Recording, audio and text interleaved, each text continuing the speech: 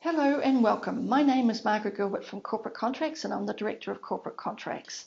So welcome, and these set of videos that you can find on YouTube and elsewhere are all about how to make procurement better.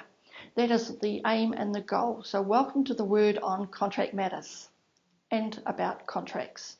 So corporate contracts is about three things. One is procurement consultancy, one is procurement training, and the other is in respect to Contract Matters books that I've written, a copy of which I have here, and you'll be able to find the more details about the Contract Matters book at the end of this video. So I work for both buyer and supplier. For buyers, I just look to ensure that the process is done well and to incorporate what's necessary into the procurement process. For suppliers, I assist them to understand what the procurement process is all about and to assist them to ensure that the proposal responses they put in to buyers covers both the technical and the commercial side that buyers are looking for. I hope that this gives you an idea about what corporate contracts is about. I look forward to hearing from you.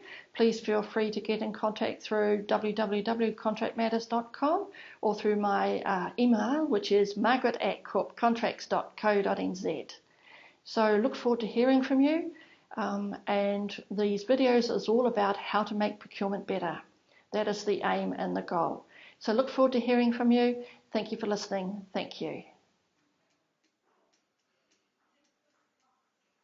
The bullet points in the summary from the previous video that we talked about was a need to have government regulations, and especially when it comes to new technology, and specifically around how the things were going to be sorted in terms of how governments are going to expect to get tax money from that and how that's going to work. And also reiterated about trying to sort of reduce the risks attached and ironing out any bugs. That there were challenges of technology, that they were there, but it was important for procurement to be aware that those challenges needed to be overcome. The linkage between paper and technology, and perhaps the need to keep both in tandem for a short while. The necessary of the knowledge of the technology platforms that exist out there, and the need to keep a watching brief, which is pretty important, but also to need to at some point make decisions as to what you're going to do. The fact is you can probably sit and wait forever, but that's not necessarily a good thing either. Have some protections in place, and lastly to have an exit plan in case it all goes horribly wrong. So those are the main points from that particular video. So thank you. Well, I think there's going to need to have a transition plan, so to move from one to the other, and you're going to need a plan, and people are not very good in terms of putting a plan together. But can I give 6 points in terms of what would be useful to think about? And the most obvious is to make sure that testing has happened and that it's sort of, it's undertaken, it's completed, and it's all fine and dandy. That's a good place also to be clear about your start date and end dates of contracts, which would sound obvious, but even today in the paper world, so to speak, is that there's a lot of instances where people don't know their start dates, end dates. You have to make sure that if it's going to be the technology, it keeps things up to date so it reflects any new changes, and you've got to hope that happens. And that's what the transition plan has to take account of. Training is the next one, which is obvious, to make sure that the people are concerned. And I think if you're taking it away from the procurement unit, and that's sort of because it's electronic and can be technology takes it over, so to speak, are you going to allow everybody to put their little fingers in the mix, or are you going to bring it back just to procurement practitioners where I believe it belongs? But so it's going to have to be a training component there. Yeah. And fifthly, it's going to have to be some kind of communication plan is going to have to occur to say, okay, here are the new rules and regs, and yes, you can put your fingers in the pie here, or no, you can't, and what it means, etc. So yeah, and lastly, and we've mentioned this before about running the existing system, and I think I said to you before about 2 to 3 months, but I would suggest thinking about it. Might be useful to make it longer than that. Yes, yes. But sooner or later you're going to have to make a decision as to when one cuts off and the other starts. Yeah, yeah. So, the future of procurement. Yes. Well, future technology and future for procurement, there is change coming. We have to adjust to that change, but there's an awful lot of thinking and planning has to happen. I don't think it's helpful that there has to be a watching brief. There has to be sort of like, don't jump necessarily to the next best big thing. I think it needs to be thought about, but I also think there's a risk of not doing anything at all and then getting stuck, so to speak. And getting stuck is not good. So if you're just fixed in terms of staying, because you could be in a situation where you land up in technology that is no longer manageable or works well. Yeah. I think from the supplier side of things, I think it's like Christmas rolled into one, because, based on yesterday, let's bring it on and it will sort all problems. And yes, but I think there's a little bit more than that myself. But anyway, I don't think it's just a matter that we should just jump to having the latest tools or toys.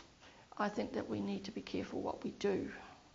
I would agree with that. I'm just thinking about the whole emergence of the quality processes, and I'm going back a wee while now, but the principles that were involved there, and one of them was do it right the first time. Yeah. And to do that, they had to actually do a whole lot of gathering of data and then the analysis and all that kind of stuff. And the same thing applies here. You'd want a quality product. Yeah. You'd want something that's going to do it right the first time. That's right. And every time you chop and change, there's cost attached. Exactly. So the other thing about technology is that you can't wake up one morning and say, okay, I want to have this. I mean, if you're a significant organisation and have the funds, then that's fine, you probably can. But most of us don't, and so therefore, it's going to be a case of saying, okay, we can see this as a need, we need to plan and think about this, but we also need a budget. And it could be that the budget will hold things up more than anything else will. So it might not necessarily fit into this financial year, but it might be a case of into next financial year. And the problem with that is by that time, one, the cost might have gone up, and two, there might be another 2 or 3 versions floating around. So it's a case of sort of putting a line in the sand and saying, okay, we have to make a decision. What do we do and how do we do it, etc. So. Well, it's going to be a case of watch this space. It is. Sounds exciting and scary. It is, based on yesterday, it is a little scary, I think. I mean, I'm a procurement expert, I'm not a technical expert. However, I have written a white paper on the subject of, so if people wish to obtain a copy, they can. It can be obtained through my website, which is www.contractmatters.com, or my email address, which is margaret@corpcontracts.co.nz. But I think it's fair to say that we are living in interesting times. And based back on yesterday for a moment, the day was about technology, but there was more talk or more scenarios about the fact that buyers who were there did not know their strategic contracts, did not know how many contracts the organisation had, did not have a procurement strategy. And if you don't have a procurement strategy, especially in relation to this going forward, you're going to be in big trouble. And if you don't have the basics right, and if you don't have your manual systems right, all you're going to do is move your problems over from a manual system to an electronic system. I think you and I need to talk about administration in some other forum. Well, could well likely be. Yes, indeed. So it's difficult. There's challenges, but we got to acknowledge that we've already got technology is here. And if they're saying it's true that in the next 20, 30 years it's going to be, technology is going to take over to the extent that apparently it is, then it's going to be an interesting 20, 30 years, and it's going to have to start now in terms of putting some controls around it. That's what I think. Yeah, so it's certainly interesting. But anyway, thank you for your time today. Thank you. Yeah, thank you.